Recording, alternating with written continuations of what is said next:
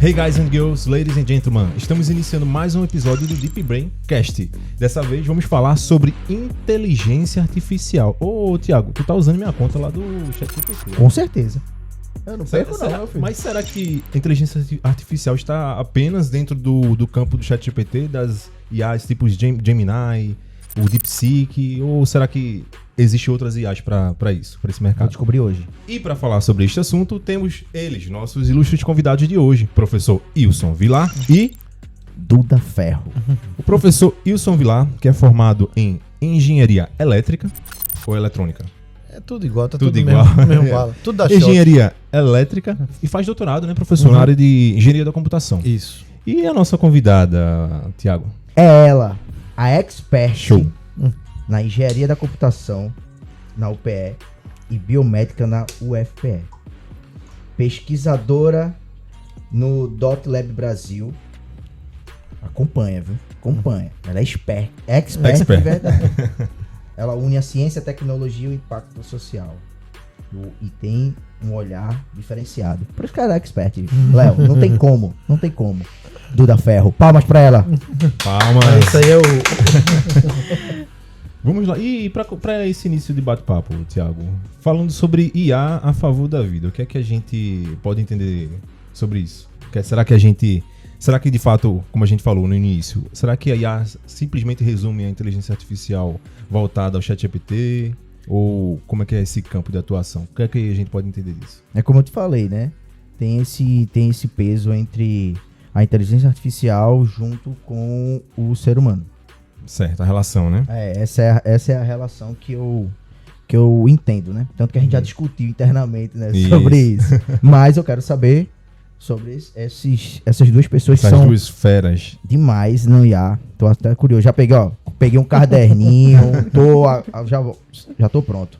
Professor, Manda bala. Além de ser professor do Instituto Federal de Pernambuco, né, vocês têm um projeto no .lab, que a gente andou, né, olhando assim o currículo de vocês, e a gente viu uma pesquisa sobre hanseníase. Me explica um pouco, né? Na verdade, nos explica um pouco sobre essa pesquisa, né? Primeiro, a gente, só para de fato explicar ao público o que é a hanseníase, como vocês conseguiram enxergar o uso da aplicação da inteligência artificial no meio da saúde, principalmente no combate, né, da hanseníase, no tratamento. Perfeito. Bom, primeiro, dar uma saudação aqui. Tanto eu quanto a Duda, a gente é de um grupo de pesquisa que é o .lab Brasil. Qual é o grande diferencial desse grupo? Assim, IA tá na moda, né? Tudo hoje em dia, para ser chique, tem que ter IA. Então, como diz, uma hype. E aí, o que é interessante? Esse grupo, ele utiliza modelos baseados em inteligência artificial para doenças tropicais negligenciadas. Então, é por isso que até muito feliz aí, até agradeço o convite. IA, Serviço da Vida, eu acho que ele fala muito com o que a gente procura fazer lá no .lab. Até mandar um abraço aí à professora Patrícia, que é a líder lá do nosso grupo. E aí a gente tem um conjunto de doenças que são elencadas pela Organização Mundial de Saúde como doenças negligenciadas. Né? Porque o próprio nome já é autoexplicativo, mas são aquelas doenças que afetam principalmente os países pobres, os grandes laboratórios, eles não investem tanto. Né? E aí esse grupo ele cria soluções para essas doenças. Então a gente tem pesquisador que trabalha com tuberculose, tem pesquisador que trabalha com malária, com arbovirose e tem a hanseníase. Aí agora eu entro na tua pergunta. A hanseníase ela é uma doença das mais antigas que existe, que se tem notícia. Né? E ela é uma doença extremamente estigmatizante. Né? Tanto é que no passado, né, inclusive esse termo não deve ser mais usado, existe uma lei que proíbe o uso desse termo para que não aumente esse estigma. Ela era chamada de lepra. Né? Então hoje ela é hanseníase ou mal de Hansen, quem foi quem descobriu lá o bacilo. Então a hanseníase ela afeta muito no Brasil, ou seja, o Brasil ele tem mais de 20 mil casos todo ano de hanseníase, principalmente as pessoas mais pobres. E veja, se a gente tem IA que a gente está usando para tudo, né? Por que não utilizar a IA para ajudar no diagnóstico, no tratamento dessas doenças e pegar essa solução e entregar para o SUS? É isso que a gente busca fazer lá, certo? Então a gente tem, né, vários casos de sucesso. Para cada pesquisa dessa, a gente gera lá uma plataforma, alguma solução. No caso da hanseníase é o hansen.ai. Né? E aí, esse projeto ele é um projeto financiado pelo CNPq, também agradecer, né, o nosso patrocinador. São todos os cidadãos brasileiros e aí representados pelo CNPq. É um projeto que a gente captou cerca de R$1,5 milhão de pesquisa. Parece muito, mas para pesquisa não é. De 3 anos. Então ele começou em 2024, 2025, 2026 e a nossa ideia é que até 2026 saiam aí algumas soluções para ajudar o SUS no tratamento da hanseníase e tirar o Brasil. O Brasil é o segundo país do mundo com o maior número de casos. Primeiro é a Índia, o Brasil é o segundo. Então a gente quer tirar o Brasil aí. E existe uma meta, né, da OMS, existe uma estratégia global para até 2030 a gente zerar praticamente os casos aí de hanseníase. Né? Uma meta audaciosa, mas estamos tentando ajudar nessa meta. E aí é importante registrar que um projeto desse, com esse objetivo, a gente tem que unir a área de computação com profissionais da área de saúde.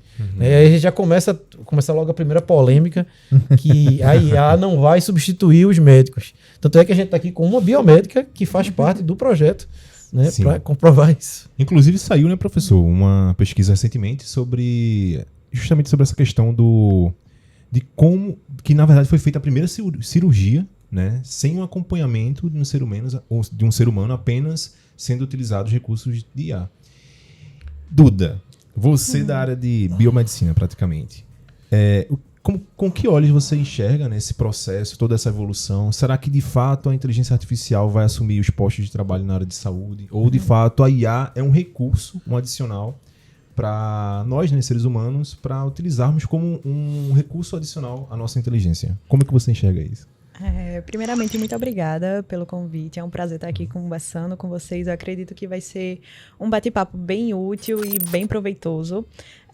Antes de responder sua pergunta, eu queria fazer um gancho também da fala do professor Wilson e falar que no DotLab, né, lidamos com problemas de doenças negligenciadas e também com a população vulnerável.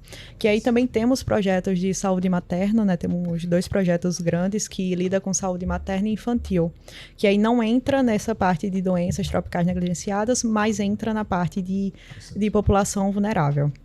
E voltando para a sua pergunta, eu acredito que conseguimos utilizar a inteligência artificial como uma ferramenta auxiliadora no dia a dia de uma clínica médica, de um hospital, e até mesmo de uma forma mais de PS, de agentes de saúde que vai lá conversar com aquela família, vai fazer todo aquele acompanhamento com a família que está um pouco distante de algum PS. E podemos utilizar como uma ferramenta auxiliadora. Eu não acredito que irá substituir os profissionais de saúde, mas eu acredito que os profissionais de saúde têm muito a ganhar com o uso da inteligência artificial na rotina. Massa. É uma velocidade, né? Tá vendo aí, o Thiago? IA não é só pra fazer meme, não, tá? IA não é só o meme que eu vejo você criando lá os memes. Tu gosta dela? Não gosto. Principalmente, né? Eu gosto muito de IA, principalmente na questão da IA generativa, né? As IAs de criação. O Google, né, lançou recentemente o Google Veo 3 e assim, o Veo 3. E assim, isso virou uma febre, né, Thiago? O Thiago tava pedindo lá pra eu criar uns vídeos também. E a gente fez até alguns exemplos de campanhas publicitárias, né?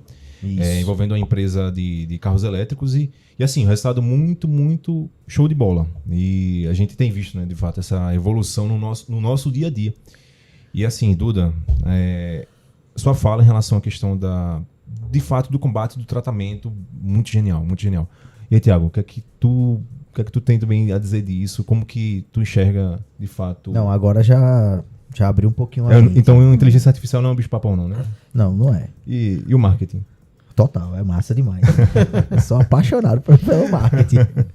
Mas assim, é algo que eu tava debatendo, né? Como eu falei com o Léo. Porque como a gente teve essa primeira, não foi? Essa primeira cirurgia só com inteligência artificial, eu falei pra Léo na hora, eu disse, Léo, vai dar um BO aí na metade do caminho. Mas a gente sabe que não é, porque tem profissionais por trás. Entendeu? Uhum. Só que agora tá ficando muito mais claro esse tipo de pesquisa, né? Então, assim, eles vão dizer assim, eles estão acelerando os processos. Pode dizer isso. Você falou que tem realmente profissionais por trás acelerando o processo e dentro de um sistema de saúde conseguimos utilizar a inteligência artificial em vários pontos. desde da prevenção de riscos, né, no caso, um modelo que vai conseguir prever o risco daquela doença ou até mesmo de uma epidemia, que temos 2 projetos no DotLab que a gente faz isso, que é o Aval e a Sofia e o Angels também. Mas aí também conseguimos fazer no processo do diagnóstico daquela doença, né? O modelo, ele consegue lhe falar com mais precisão qual seria o provável diagnóstico de uma doença. Também temos no acompanhamento, como o professor Wilson falou, né, que pode fazer o acompanhamento daquela doença, ver o prognóstico daquele paciente e também na reabilitação daquele paciente. Então, conseguimos aplicar a inteligência artificial em diversas etapas de um sistema de saúde. Então, eu não acho que a inteligência artificial vai substituir o profissional de saúde, mas ele vai auxiliar bastante nessa rotina. É o melhor amigo, vamos dizer assim, né? Exatamente. O melhor amigo. Eu acho que vamos fazer uma polêmica, já tá muito calma aqui. Muita gente fala que inteligência artificial vai acabar empregos e tal. Veja, ela vai causar uma redução drástica de empregos para quem faz atividade repetitiva. Uhum. E em todos os setores existem atividades repetitivas, inclusive na área de saúde. Certo? Então, quem faz atividade repetitiva vai ser automatizado. Mas isso não é por causa da inteligência artificial agora. Isso já vem acontecendo desde a Revolução Industrial. Uhum. Só que agora amplificou e você começa...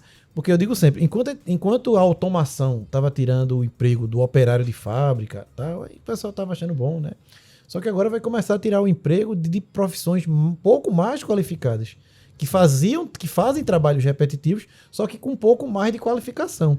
Aí é que começa essa grita, entendeu? Então isso vai acontecer, né? É uma coisa que, por exemplo, porque a gente tem que analisar o seguinte: a gente vive num país, né, extremamente desigual. Então, vou pegar o exemplo da hanseníase. O diagnóstico da hanseníase é complexo. Então, você fazer o diagnóstico... E muitas vezes, a gente vê que um diagnóstico impreciso, ele gera, por exemplo, amputação. Você confunde a hanseníase com diabetes. E aí você tem uma amputação e aquele paciente continua com hanseníase porque não fez o tratamento e contaminou toda a família dele. Vê o prejuízo que isso causou. Por quê? Porque provavelmente ele mora numa área remota que não tinha um especialista no posto de saúde para fazer o diagnóstico corretamente.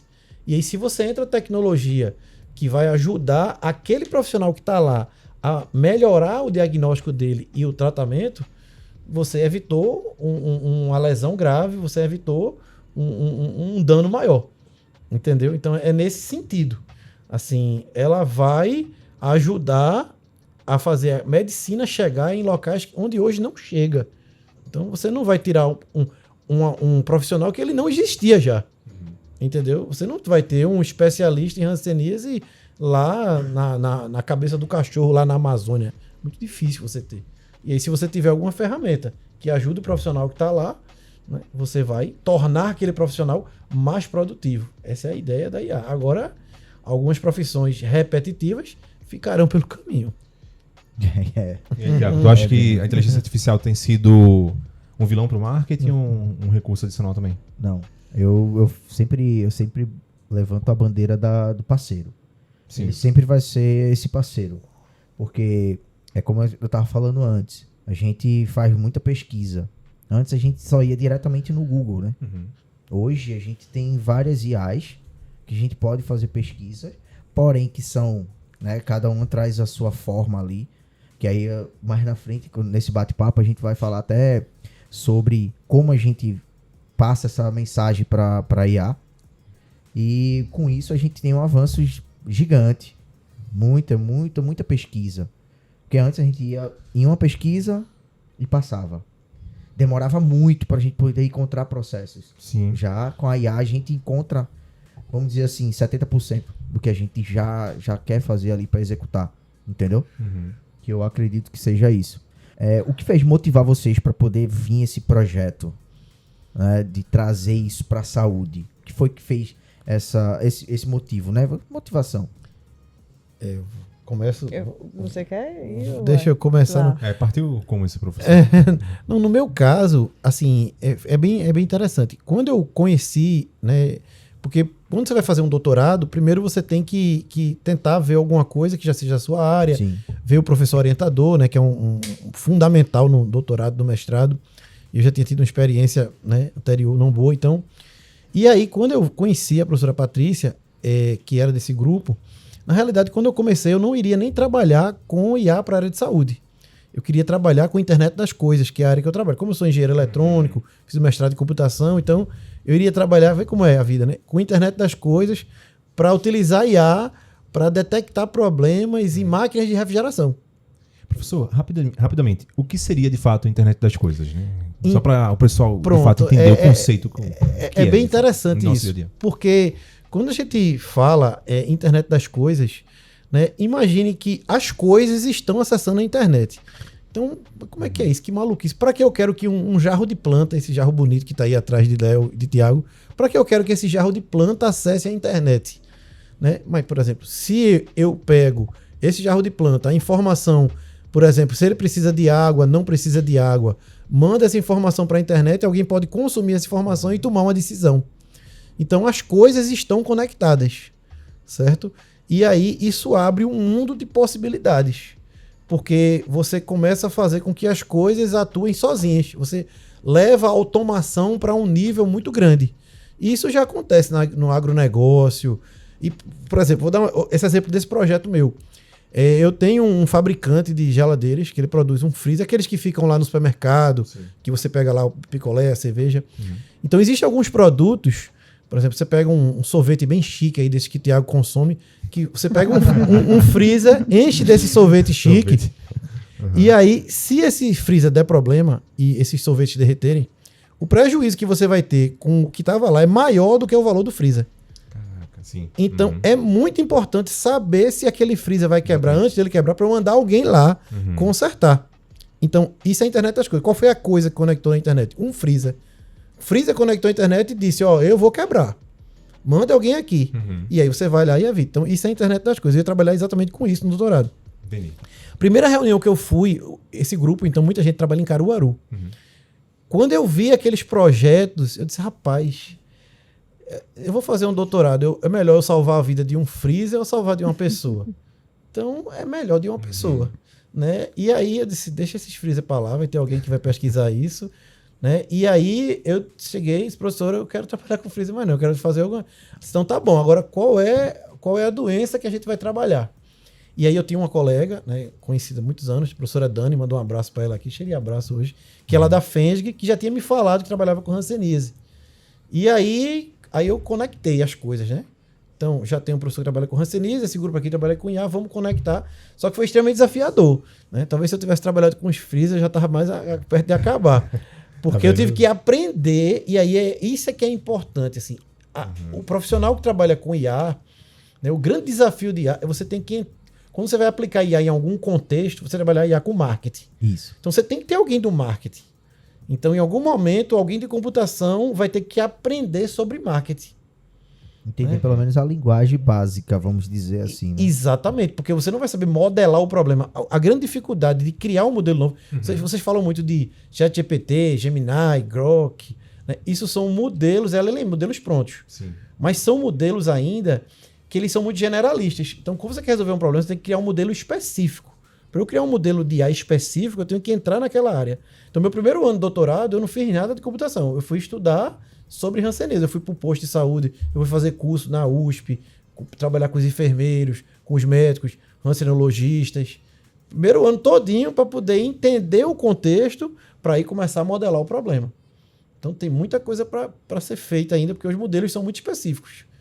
E ver como é interessante. Por exemplo, eu trabalho com modelo para hanseníase. Eu posso pegar o meu modelo e colocar, por exemplo, para tuberculose. Eu ia fazer essa pergunta. Né? Isso pode ser modelado. Não serve. Não ia acertar nada. Porque, por isso que hoje existe até um livro, a indicação de um livro, que ele fala de uma linguagem bem simples. Né? Porque livro de IA tem vários. Né? Mas, por exemplo, tem um livro, Inteligência Artificial e suas ambivalências. Uma abordagem social dos benefícios, riscos e desafios de IA. O autor é Godo Rodolfo. Tô ganhando nada, viu, do autor, porque eu achei interessante. Eu achei interessante porque esse livro é de uma linguagem jornalística. Né? E até lá em cima ele fala, os modelos hoje, eles são específicos. Chamado de Narrow AI. IA estreita. Narrow, estreito em inglês. Então, para cada problema, eu tenho que entender para cada modelo. né? Mas isso está causando essa hype. Todo dia sai um modelo, uma ferramenta diferente para resolver um problema específico. Legal. Né? E isso gera um problema, por exemplo, o custo de energia disso é enorme. Porque para cada problema específico você tem que treinar um modelo. Aí existe uma outra pesquisadora, né, a doutora Kate Crawford, que ela é uma crítica ferrenha disso. Ela critica tanto que ela diz que nem é inteligente nem é artificial. Né? Então ela tem outro livro que é bem interessante, Atlas of AI Power, que ela critica esse consumo enorme de energia para treinar modelo para resolver pequenos problemas. Será que vale a pena? Então aí é onde entra essas ambivalências. Né? O futuro se espera, não sei o quanto vai longe está isso, um modelo de IA geral que resolva qualquer problema, mas isso ainda está muito longe. Então, praticamente, o futuro é uma inteligência artificial tudo em um, digamos assim. É o que se busca. Seria meio que, como posso dizer assim, desafiador ou talvez muito cedo em afirmar que talvez a inteligência artificial seja o pontapé inicial da computação quântica, é o que está nos levando para isso?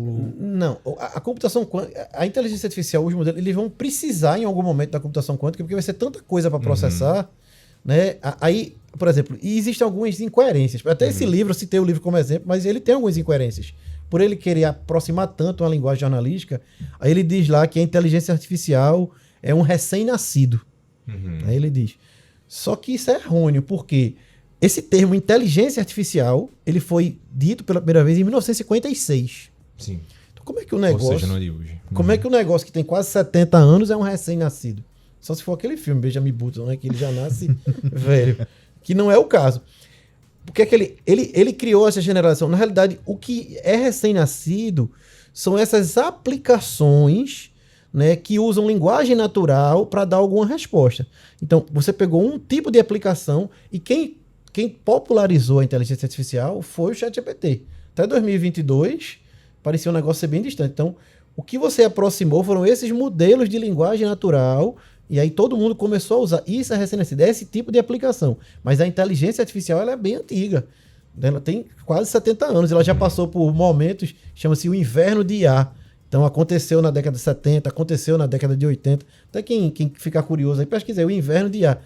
Que foi um momento que ela avança, aí causa um problema, a tecnologia não consegue. Ela morre, aí depois resolve, ela volta. Então hoje, e eu acho que essa lua de mel... Não vou dar uma de mãe Diná aqui, não tenho bola de cristal, nada. Mas essa lua de mel vai começar a arrefecer daqui a alguns anos, porque você está se investindo muito dinheiro. Sim. E em algum momento vai se cobrar o retorno desse dinheiro. Será que todas essas startups, esses aplicativos, essas soluções com IA, que captam um monte de dinheiro, vai viabilizar, vai monetizar, vai encontrar o seu modelo de negócio? No marketing, por exemplo. Lá eu vou devolver. Veja, eu para ser entrevistado. Mas é verdade. Isso é, assim, é uma interrogação gigante, né? Sim. Existe essa interrogação. E também queria saber de Duda sobre essa parte, né, da computação, que ela é expert, né? A gente tem que lembrar isso, Léo. Tem que enfatizar isso, Thiago. Enfatiza. Então, eu vou responder a pergunta de Léo, porque o meu caminho foi um pouco diferente do de Wilson, né? Eu não tenho um background em computação. Eu vim da área de saúde. Quando eu me formei em biomedicina lá na UFPE, eu estava um pouquinho perdida e eu conheci Patrícia, né, minha orientadora, e ela me apresentou essa que até para mim na época era uma novidade, né, de aplicação de inteligência artificial à saúde. E naquele momento eu não fazia ideia do que era e como fica, né? Exatamente, tipo, eu não vi nada sobre isso durante a graduação, e também há 2 anos atrás não se falava tanto em inteligência artificial como se fala hoje, né? Hoje está muito hypado. Tá em todos os lugares. E eu tive que aprender a parte de computação para conseguir aplicar na saúde, né? Como o Wilson teve que aprender a parte de saúde para conseguir aplicar na computação, eu tive que aprender a parte de computação. E aí, o meu projeto de pesquisa da dissertação, ele vem de um projeto maior que se chama Angels, que é uma ferramenta de acompanhamento gestacional. E aí, dentro dentro de uma gestação, né, pode acontecer alguns desfechos, o que chamamos de desfechos adversos, que pela Organização Mundial de Saúde, alguns desses desfechos são considerados evitáveis, caso você consiga ali visualizar o fator de risco. E aí, o que é que essa ferramenta faz? Ela consegue predizer se aquela gestação vai ter um desfecho adverso. No caso da minha dissertação, a gente pesquisou sobre morte fetal, né? Se durante uma gestação aquela grávida ali tem risco de sofrer um aborto espontâneo. E aí a ferramenta vai lançar um alerta para que os profissionais de saúde consigam intervir antes que isso aconteça. E aí, a ideia do projeto, né, já vem desse grande projeto, e que aí a gente começava a pesquisar alguns desfechos adversos e quais a gente conseguiria solucionar. E aí veio esse da morte fetal. Que massa, hein, Léo? Essas informações, assim... Eu tô doidinho. Não, e assim, eu que gosto pra caramba de inteligência artificial, tecnologias, novas mídias, novas linguagens, um pouco também, professor, da questão da internet das coisas. Eu fico me perguntando, agora é uma questão mais crítica, né? Nem tão polêmica, mas a questão da dependência da inteligência artificial. O Sam Altman, né, o CEO da OpenAI, ele fala a seguinte questão, né? Falou recentemente sobre a seguinte questão, de que, basicamente, né, nós, né, principalmente a massa, está praticamente não consegue utilizar toda a capacidade cognitiva do ChatGPT. E assim, basicamente ele deu até uma porcentagem, acho que foi 15%, 10%, porque as pessoas parecem que estão utilizando o ChatGPT como se estivessem utilizando o Google. O que é tal coisa? O que é tal coisa? Ou seja, são praticamente perguntas genéricas, ou às vezes até para ajudar um pouquinho ele, né, professor, no TCC e tal. Então, professor, assim, como vocês enxergam, na verdade, professor e Duda, como vocês enxergam, de fato, a dependência, né, que está sendo criada das ferramentas de inteligência artificial? Até porque também a gente falou que ela é um recurso, mas até que ponto, né, esse limite do recurso da inteligência artificial?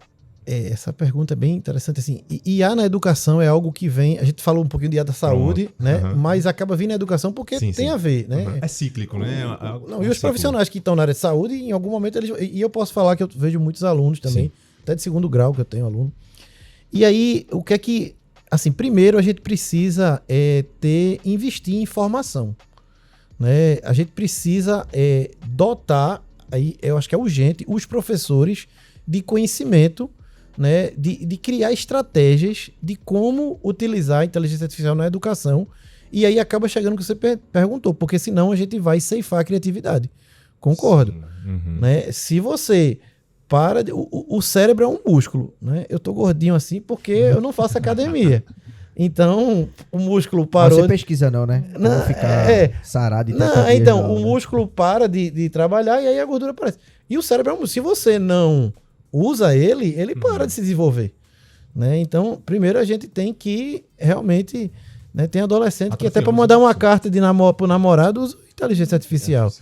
Né? E assim, a gente vai ter que começar a mostrar que esse tipo de profissional sem criatividade, ele vai ter dificuldade, né? Então, vai ser um desafio. É um desafio, né? Nós enquanto Brasil, temos vários desafios, né? Primeiro como é que a gente vai competir, né? Porque a gente vai acabar... Se a gente não desenvolve a tecnologia... Porque para você trabalhar com IA, você tem duas vertentes. Você pode usar o que já criaram para criar aplicações, ou você pode melhorar os modelos. Sim. Tem dois caminhos. Para melhorar o modelo, você vai precisar de muita gente trabalhando nisso em infraestrutura. Isso é um problema, que precisa de dinheiro, né? E para usar o que já existe para resolver problemas, você precisa dotar essas pessoas de criatividade para saber modelar o problema. Então, se nós não investirmos... A gente tem que primeiro a ficha cair, né? Eu digo sempre, né, que a inteligência artificial ela é hoje o que a internet era no final dos anos 90. As aplicações de inteligência artificial. Se você chegasse aqui no final dos anos 90, né, eu não sou tão velho assim não, mas eu era adolescente. Eu me lembro a primeira vez que eu vi a internet foi em 1996, na antiga Escola Técnica Federal de Pernambuco, que hoje é IFPE. Foi aí que foi? Foi o 1500 KD.com.br, que depois foi comprado pelo Yahoo.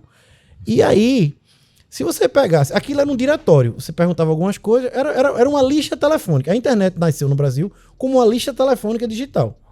Se eu chegasse em 96 para um bancário, que era, eu toquei num bancário, o cara é um semideus, escriturário do banco, você só, daqui a alguns anos não vai existir mais a função de bancário, não vai existir mais a agência bancária. Esse cara tá drogado, interna, não é? E hoje, um dos maiores bancos do Brasil não tem nenhuma agência. Verdade. Então, veja, quando criaram a internet, não se estava imaginando em acabar a agência bancária. Foi uma consequência que foi acontecendo. Né? Então, o que é que vai acontecer? Os modelos de negócio ainda não estão maduros, a gente ainda não sabe muito bem o que vai acontecer, mas vai acontecer. Então, você tem que preparar para essa disrupção. Né? Então, a gente está no momento disruptivo. É uma tecnologia que causa isso. Agora, precisamos acordar para ela, despertar. Esse podcast aqui é um exemplo. É um exemplo. Está despertando aí para ela. E uma coisa que também eu fico até pensando, quando a gente fala de inteligência artificial, né? A gente, lógico, a população hoje faz todo tipo de pesquisa, né? E eu olho muito pelo lado educacional também, sabe, Léo?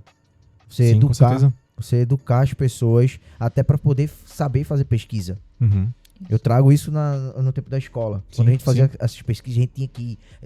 a professora falava livro tal. Aí você folhear o livro, né, Tiago? Ali na mão. Exatamente. Uhum. Eu acho, né, na minha visão, que precisa desse direcionamento, sabe? Até para pesquisa, para poder até avançar nos estudos da saúde. Sim. Que a saúde da gente precisa disso. Uhum. Né? Eu vi até uma notícia recentemente que, não sei se foi no Japão, na China, mas enfim, foi algum desses países asiáticos que eles colocaram, na verdade, eles criaram professores, né, baseados em inteligência artificial para lecionar para crianças. Ou seja, removeu a figura presencial de um professor e praticamente colocou uma máquina para ensinar. E o mais interessante é que a dinâmica, né, da mesa de estudo das crianças era tipo uma mesa redonda, todo mundo utilizando um fone de ouvido, né, plugado lá na rede e todo mundo ouvindo os conteúdos, né, de forma simultânea, no caso, um conteúdo preparado por uma inteligência artificial. O ChatGPT, né, a gente vê que o ChatGPT ele trabalha por inputs, ou seja, a gente escreve um prompt só que assim, quando a gente vem dessa linha, é o que eu penso mais ou menos, né, quando a gente vem dessa linha que a gente estuda, que a gente folheia, que a gente entende o conceito das coisas. Para a nossa geração, né, Tiago? Tipo, eu também não sou tão velho assim, não, tá?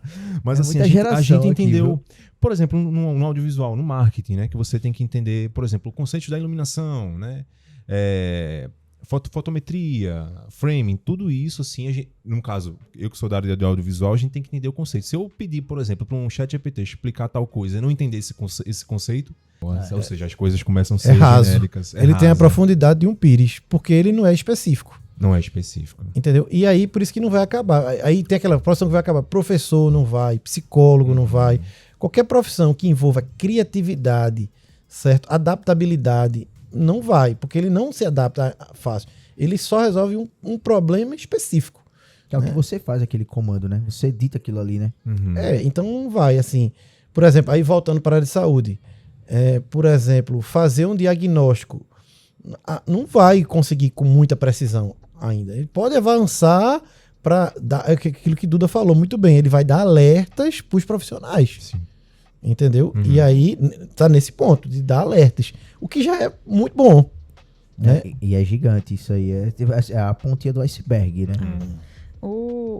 Sua pergunta, Léo, eu acho que envolve muitas camadas, né? Porque a gente começa a pensar sobre o uso do ChatGPT, né, o que é que as pessoas estão fazendo ali naquele uso? Será que estão utilizando realmente como uma ferramenta auxiliadora ou estão utilizando como um amigo pessoal, como um psicólogo? Yamaguchi, acho que não é do teu tempo não, Tamaguchi. Eu peguei um pouquinho.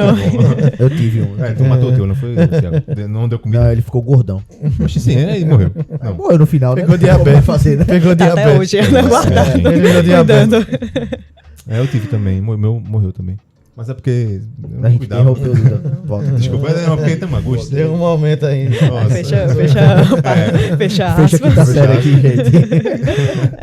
Não, mas é porque eu acho que essa pergunta envolve muitas camadas e eu acho que aí mora um perigo, né? Porque quando você começa a substituir interações reais pelo ChatGPT, é uma coisa muito perigosa, porque você começa a se aconselhar, a conversar, tratar como se fosse o seu melhor amigo, e eu acho que isso pode trazer um risco muito grande no futuro, porque o ChatGPT, ele vai lhe dar o que você quer ouvir, né? Em uma conversa pessoal, você vai ali ter aquela resposta que é a mais agradável para você. E aí que mora um perigo, né? Eu acho que aí é que pode deixar as relações, pode esvaziar as relações humanas e interações, né? Você não é saudável você substituir um amigo, um psicólogo pelo ChatGPT. E eu acho que isso é um ponto que ainda não aprendemos, né? Eu acho que não tá claro isso ainda no uso, né? E tem que ter esse cuidado. Tá vendo aí, Thiago? Não é pra estar pedindo conselho amoroso. Não, isso aí deixa pra outras pessoas, tô fora, viu?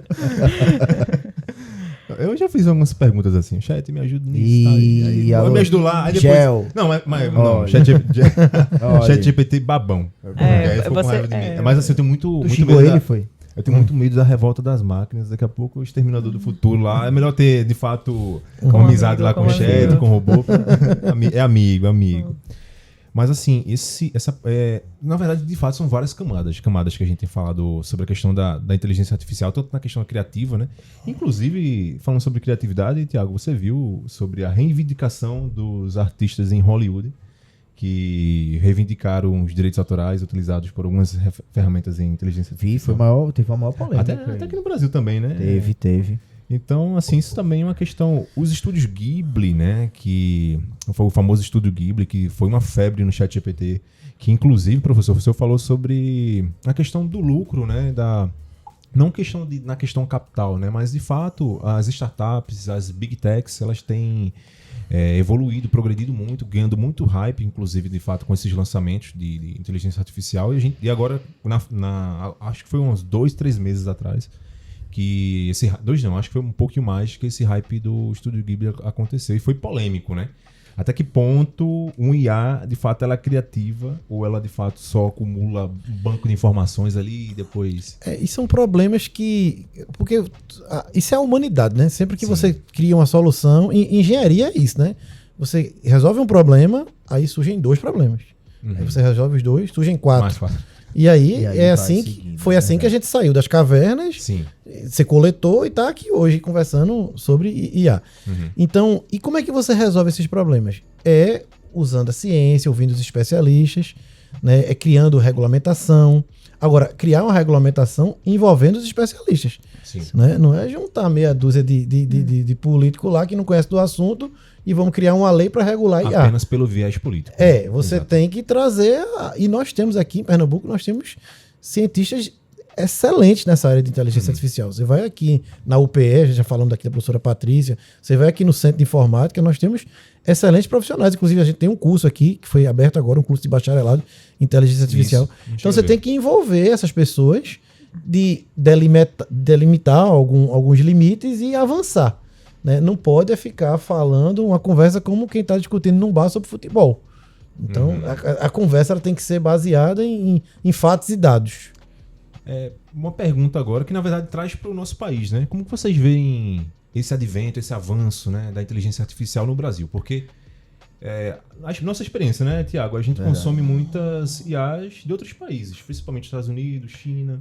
Como vocês veem, que posição também, né, que o Brasil está nisso, assim? Porque uma tanto curiosidade saúde, que eu não... Uma curiosidade.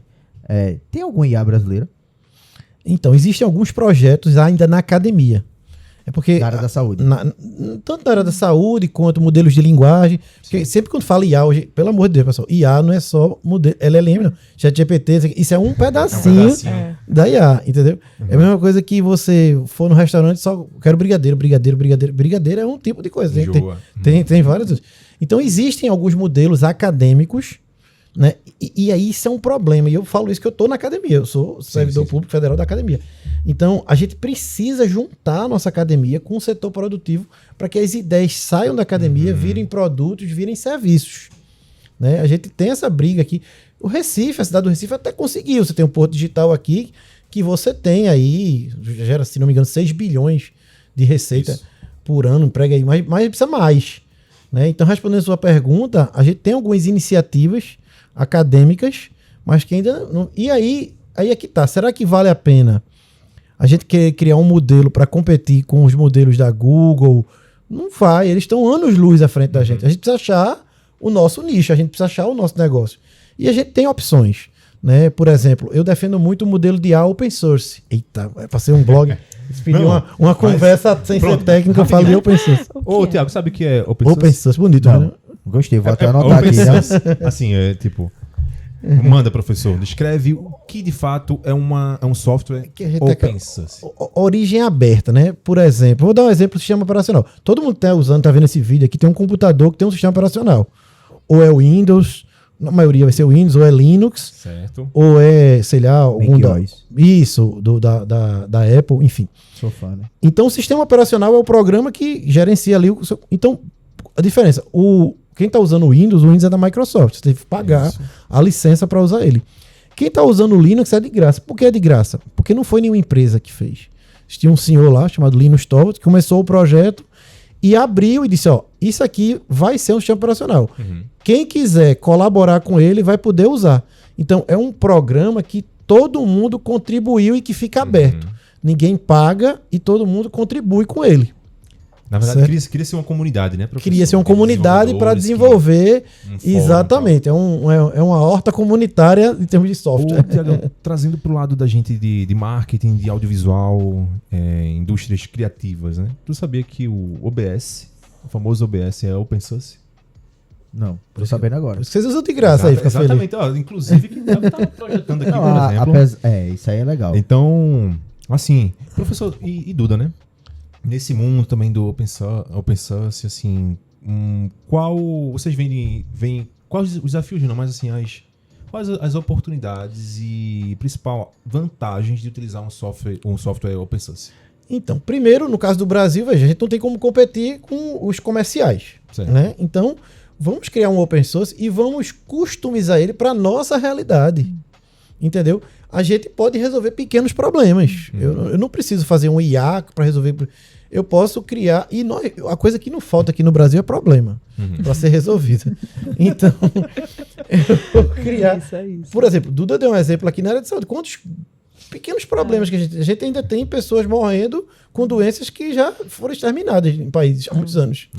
E eu acho legal isso de olhar para a nossa realidade e ver que podemos solucionar problemas. Por exemplo, o de Wilson, você tem uma base de dados a nível nacional, né? Isso. A minha base de dados foi daqui de Pernambuco, então eu resolvi um problema de morte fetal utilizando a nossa população daqui de Pernambuco, então é muito específico.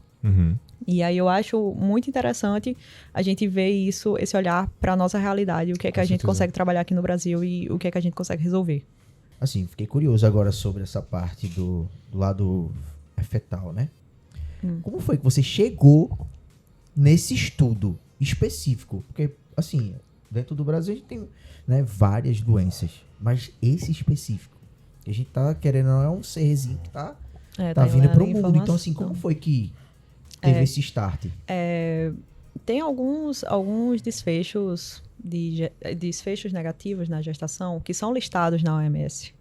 E um deles é morte fetal. E quando a gente foi fazer o que a gente chama de revisão sistemática na literatura, tinha pouquíssimos trabalhos que olhavam para morte fetal e modelos de predição.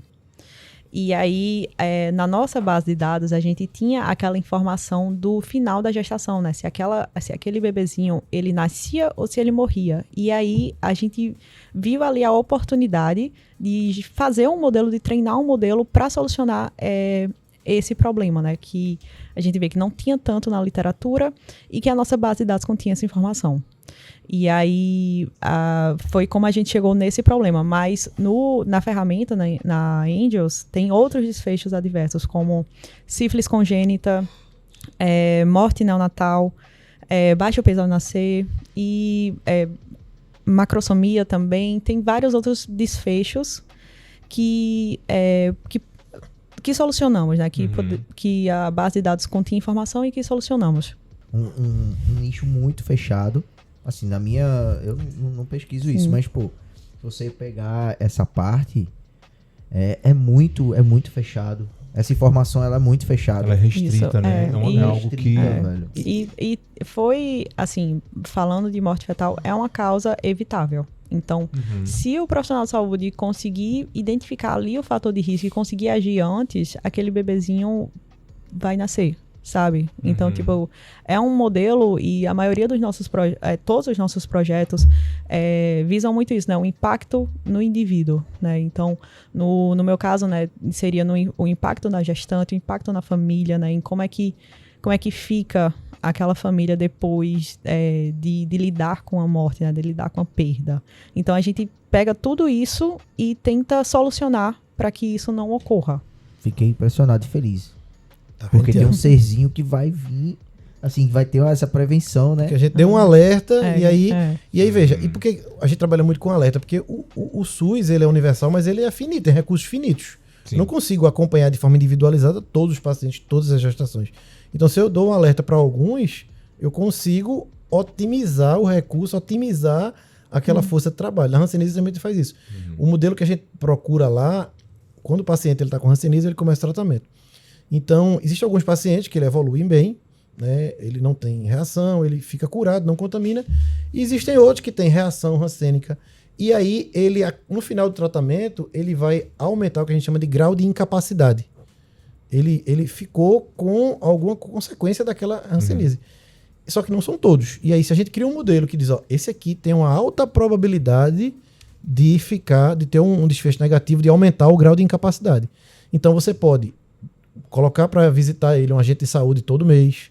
Você pode fazer um acompanhamento mais individualizado e aí você evita que essa pessoa tenha uma sequela grave, que essa pessoa, por exemplo, se aposente, deixe de trabalhar, você perde a capacidade produtiva e você vai ter o estigma, né, que é causado pela doença.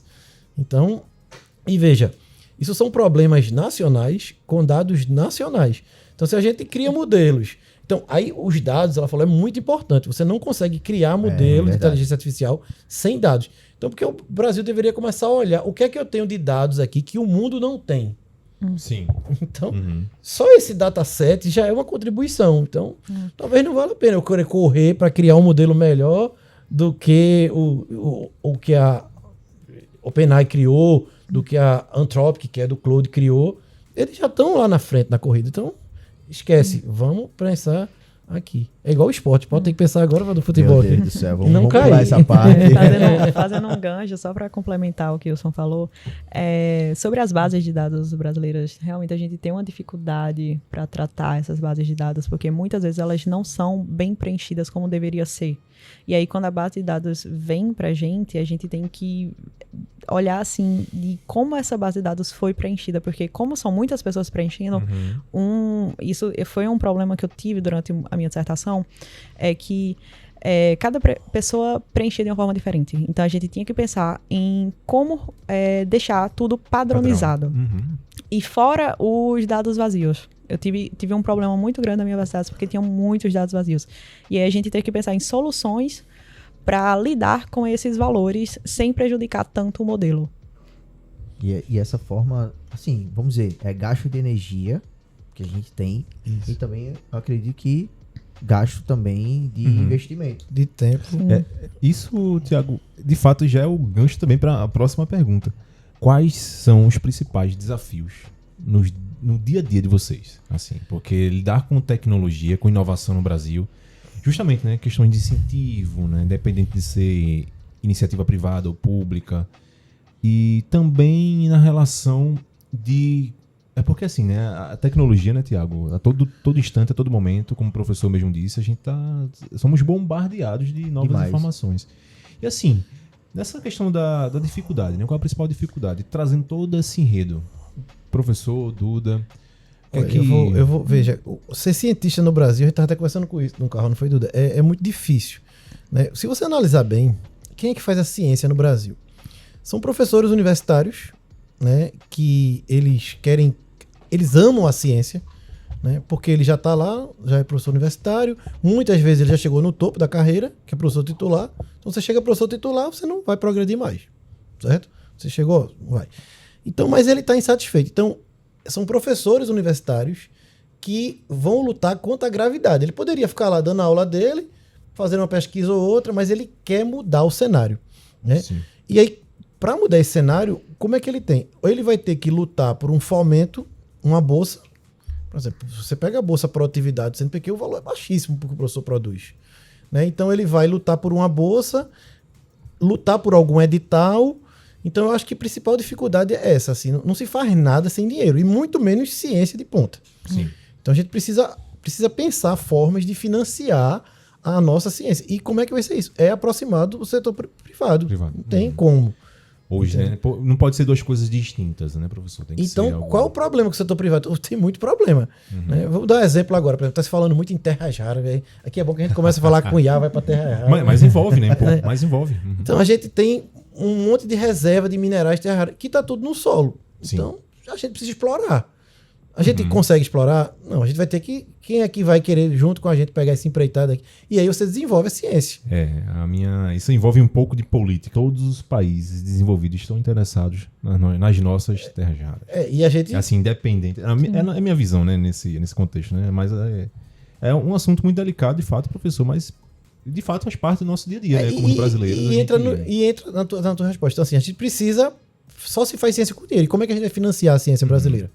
Né? E aí, se a gente resolve melhora essa questão do financiamento, você pode trazer, por exemplo, pessoas que têm um alto potencial para ser um cientista, que está insatisfeito da iniciativa privada, mas está lá porque ele tem opção. E a gente vive isso, né? A gente, nos projetos, a gente começa com um aluno, a gente pega um aluno de C. Eu vivi isso nesse projeto. Peguei uma aluna lá, menina ótima, deixei ela no ponto, passou um mês no projeto, segundo mês ela fez, rapaz, eu ganho tanto aqui na bolsa, recebi uma proposta de ir para uma empresa no Porto Digital para ganhar 4 vezes mais a bolsa. Eu vou dizer ela, não, fique aqui, você vacina. E acontece também de uma coisa que uma crítica não, mas uma analogia, né, professor? Justamente sobre essa inquietação e às vezes falta de oportunidade ou a não atenção, né, da iniciativa privada, até mesmo do governo, sobre algumas pessoas, que ao meu ver, né, que são mentes brilhantes. A gente acaba exportando essas mentes brilhantes não somente para uma outra empresa, mas às vezes para um outro país, Thiago. Sim. E assim, então isso, ao meu ver, né, também já trabalhei bastante em iniciativa privada e tal. Isso é uma inquietação que envolve muito nosso povo, nosso Brasil. Então, Duda, nesse gancho do professor e a inquietação e tal, qual o desafio? Eu concordo muito com o Wilson. Eu acho que a gente faz pesquisa aqui no Brasil realmente é por amor, porque não tem... tem esse lance, é de por fato. amor, porque não é pelo dinheiro, porque realmente... Também amor também. Mas gostaria que fosse por dinheiro. Gostaria que não fosse assim. E realmente há essa fuga, né, para fazer pesquisa lá fora, porque eu acho que mesmo que você não acaba... A bolsa pode ter um valor ali aproximado, mas a qualidade de vida pode ser melhor, né? Porque muitas vezes um valor de uma bolsa de doutorado aqui, você não consegue pagar um aluguel sozinho, né? Se você morar, tipo, o valor da bolsa de doutorado teve um aumento, mas ainda assim, para o trabalho que você tem durante um doutorado, não é o compatível. E aí eu acho que esse é o top 1 de dificuldade. E quando você acaba, né, você imagina só, você faz uma graduação ali, 5 anos, 2 anos de mestrado, 4 anos de doutorado. No final, você tá sem nenhuma experiência no mercado. E aí há uma dificuldade imensa de você se inserir no mercado, mesmo você sendo altamente qualificado, com muitos anos de estudo. E aí é um dilema, né, do que você vai fazer, de como me inserir, porque o próximo caminho é você fazer um concurso para professor e continuar na pesquisa, só que nem sempre isso vai acontecer. E aí, tirando todos esses problemas, assim, né, que envolvem um sistema, voltando de uma forma mais pessoal, e aí completamente pessoal, que foi o meu caso, eu tive muita dificuldade para acompanhar a parte de computação. né? Porque eu sentia que Sim. eu sentia que nas disciplinas eu tinha que correr 2 vezes mais para acompanhar a turma, porque além de estar lidando com um assunto que eu nunca tinha estudado durante a minha graduação, eu tinha que lidar com os problemas que envolvem o mestrado, né? Com experimento dando errado, com artigo sendo rejeitado. E além disso, eu tinha que lidar com aprender a fazer a parte de computação. Programar, entender, exatamente. Visual Studio e tal. O que é Python, sabe? Eu cheguei com essa pergunta quando eu me candidatei ao mestrado. Só que aí, novamente, né, eu corri para acompanhar e terminei, deu tudo certo, mas foi bem desafiador, Foi o desafio que eu precisava na época que eu precisei. Foi rojão, né? Exatamente. Professor, essa fala de Duda me leva a um outro questionamento, não, mas a uma outra observação, Tiago. A convergência de áreas. Porque, assim, a Duda, por exemplo, é biomédica, não é isso? Então, para nós, né, de outras áreas, Tiago do marketing, eu do audiovisual e tal, professor, por exemplo, né, da engenharia elétrica, né, engenheiro eletricista, né, professor? Então, como que essas áreas hoje estão migrando ou estão somando com engenharia da computação, ou, sei lá, algum curso de desenvolvimento de software, programação e tal? Como que é essa ascensão, né, esse novo? O que é que eu penso? Primeiro que a computação, ela está se tornando uma commodity que você vai ter que cada vez mais... Inclusive existe a Sociedade Brasileira de Computação, uma área que estuda computação na educação básica. Né? Por exemplo, sim. Vou dar um exemplo muito bem sucedido, por exemplo, que acontece no estado do Piauí. Eles começaram a introduzir no currículo do ensino médio, nas escolas públicas, inteligência artificial. Sim. Que massa. Né? Então, ela falou de Python. Python é uma linguagem de programação, para quem está nos... Então, assim, primeiro, será que só quem é da área de computação tem que saber uma linguagem de programação, o mínimo básico? Imagina se a gente tivesse isso sendo ensinado no 2º grau. Porque vocês de marketing, em algum momento, por exemplo, o OBS é open source. Então, em algum momento você vai, pô, isso aqui, esse botão aqui é uma desgraça, ele podia estar em outro lugar. Inclusive, já fiz algumas sugestões lá. Não é? Então, por que mesmo não pego? Vamos pegar o código-fonte aqui, qual é a parte aqui que está falando? Você mesmo fazer aquela... E você customizar para isso. O HTML, professor. Porque acho que o HTML, por exemplo, acho que deve ser, às vezes, o primeiro contato de uma primeira linguagem de programação. É para ver alguma coisinha se mexendo. HTML e CSS. Eu fazia muito isso lá um tempo atrás. Tá vendo, Tiago? Mas você perde o medo. Então, veja, Exato. Se você traz isso para... Então, a gente vai ter, de novo, volta para a educação, porque tudo gira na educação. Então, a gente vai ter que fazer um letramento digital da nossa população. E quando eu falo letramento digital, não é só mais saber usar o computador, saber... Isso aí já é básico. Que, inclusive, é uma coisa que está acontecendo. Os jovens hoje não sabem mais usar o Word e Excel. Tá vendo uma regressão. Então, primeiro, eles têm que saber usar o Office e saber um básico de uma linguagem de programação. Não vai matar, não, entendeu? Então, quer dizer que o Word e Excel já está meio que... Não vou dizer que obsoleto, mas, assim, de fato, são essas novas tecnologias que estão surgindo. Não, é que essa geração ela não usa o computador, ele usa celular e tablet. Entendi. Tá vendo aí, Tiago? E aí, quando entra para o setor profissional, aí começa a ter a dificuldade. Sim. Aí o que acontece? Ele vai para onde? Vai pro Google Planilha. Por quê? Porque tá tudo em nuvem. Então, imagina o ganho de produtividade que tu teria se, por exemplo, vou contratar alguém aqui pro meu estúdio e tal, o cara tá lá, daqui a pouco, eu fiz uma customização aqui no OBS para nossa necessidade. Sim. Entendeu? Então, se ele tem essa formação, então é a capacidade de aprender. A gente vive numa época que você vai ter que ter a capacidade de aprender sozinho. Tomando como gancho, professor, isso que você falou sobre a questão da linguagem de programação. Então, sei lá, hipoteticamente, um pensamento, né? Da mesma forma que o português e a matemática hoje, né, está lá nas disciplinas básicas de ensino, a linguagem de programação, na visão de vocês, também seria praticamente algo necessário, né, durante esses primeiros anos depois da alfabetização em si? Eu vou lhe dizer, isso já está no BNCC, que é a diretriz da educação. Isso já existe, a computação na educação básica, certo? E quando não é uma linguagem, uma lógica de programação. Antes da linguagem de programação, uma lógica de programação. Se você aprende a lógica de programação, Pronto, aprendeu. Aí você quer ir para a área de computação, você aprendeu. Mas essa lógica vai lhe ajudar em muitos outros setores. Não Entender, necessariamente né? na parte de computação. Acho que a Isso. lógica de computação é muito importante no desenvolvimento. Para aplicar na saúde, aplicar no marketing, no audiovisual. Em diversos setores. Eu tinha visto, professor, que a China, né, ela já implementou esse sistema, os Estados Sim. Unidos também. Acredito que se não me engano, também vi uma outra notícia que o Canadá também está nessa mesma linha. Pronto, eu vou dar só, desculpa te interromper, porque já que ele gosta tanto de DeepSeek, ChatGPT, ele é o homem LLM. Isso. Devia ser @Tiago LLM, ele adora. Tá vendo, Virou Thiago? do meme aqui. Pô, o DeepSeek, mas assim... Não, deixa eu te dar um exemplo interessante sobre isso. Veio. Existe a OpenAI, né, que criou o modelo, ChatGPT e tal, que ele tem um custo computacional para processar muito grande. E aí, para processar muita informação, existe uma plaquinha chamada GPU.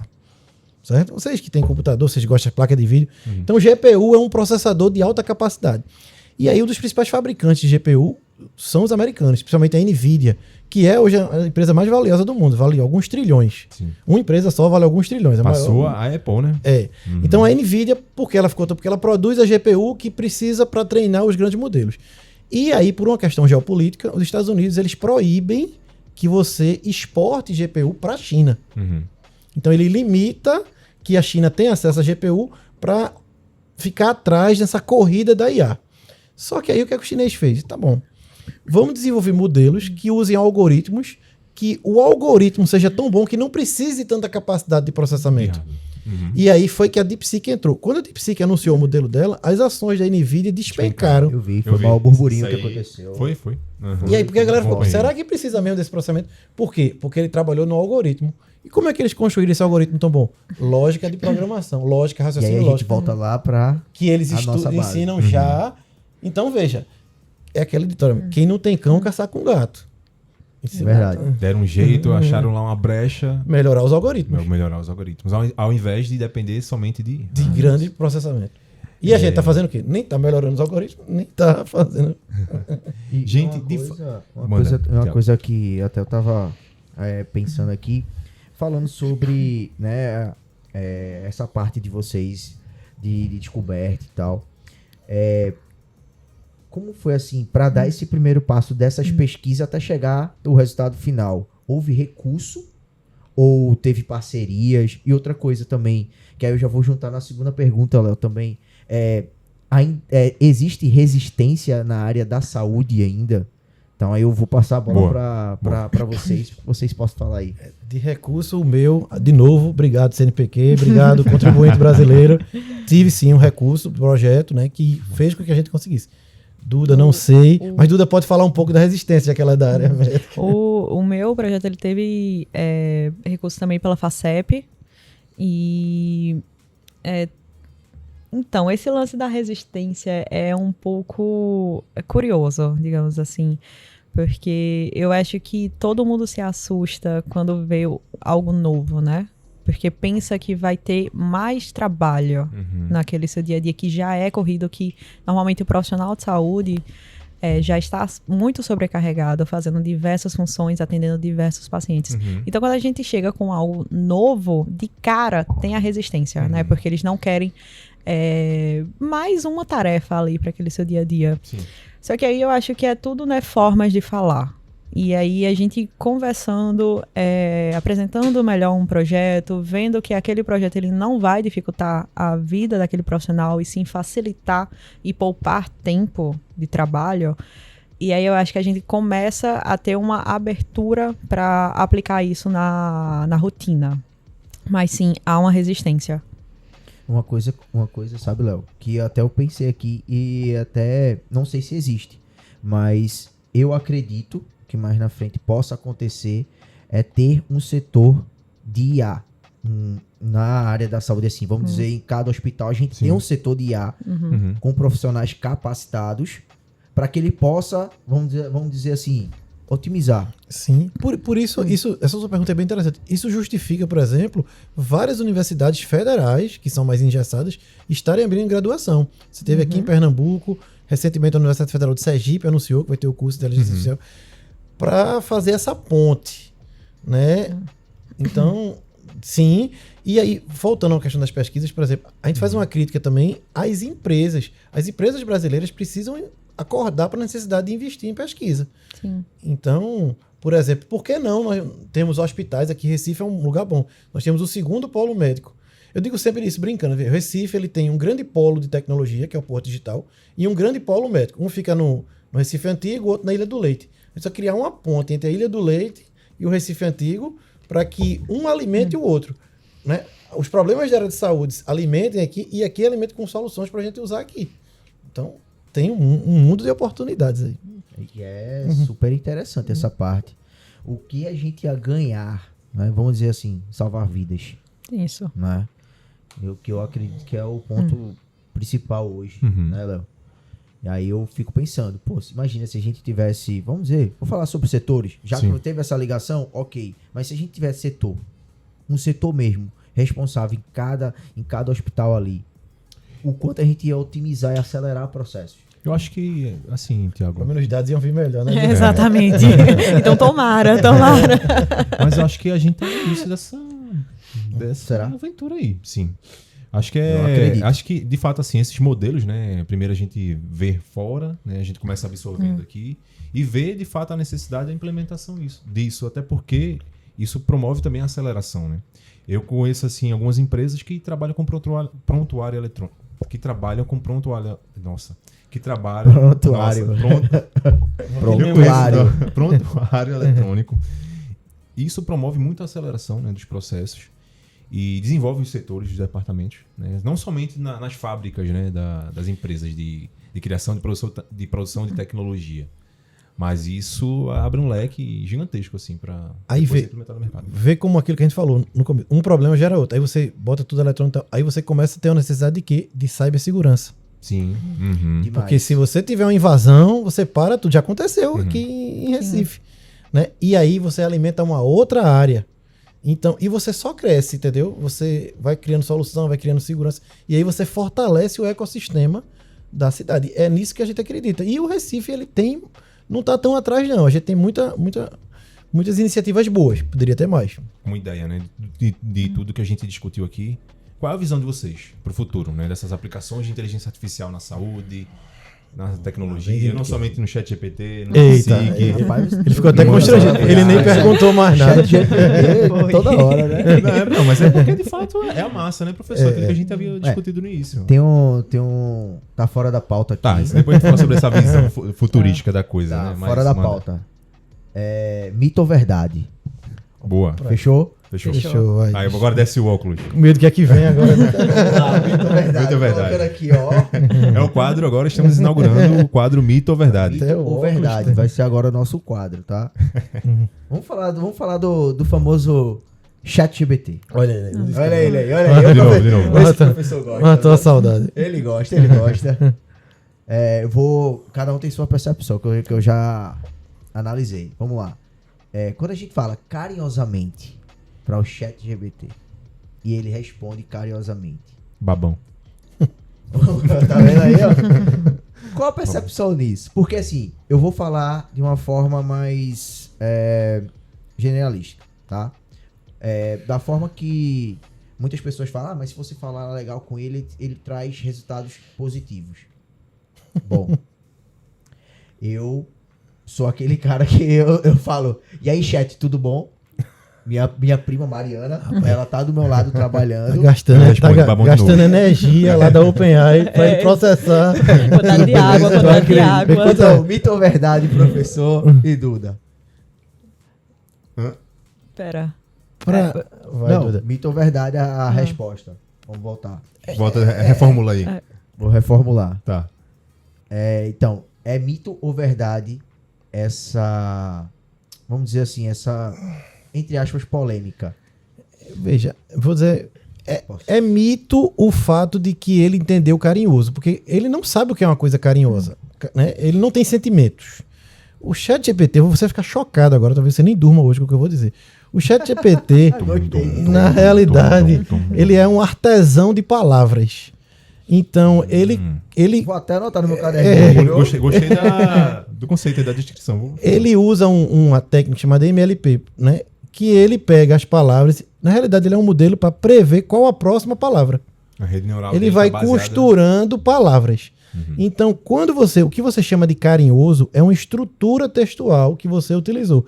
E ele vai lhe responder utilizando essa mesma estrutura textual, que foi normalmente uma linguagem mais informal, usando alguns adjetivos.